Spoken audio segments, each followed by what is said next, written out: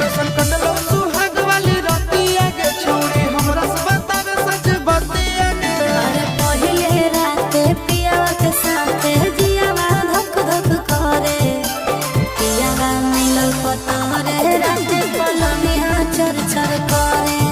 अरे पहिले राते सैया के साथे जियावा धक धक करे, पियावा मिलल पतरे राते पलनिया चर चर करे।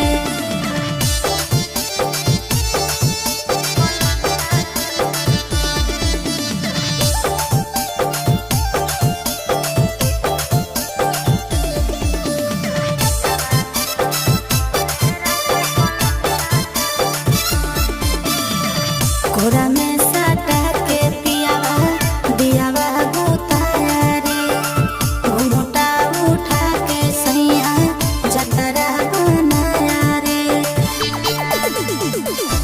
मुँह देखाई में छौड़ी कुछ मिला लौके ना, तोर जवानी के पानी में फूल खिला लौके ना।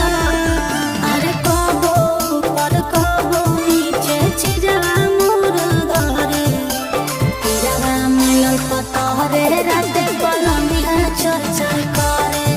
अरे पहिले राते पियावा के साथे जियावा धक धक करे, पियावा मिलल पतरे राते पलनिया चर चर करे।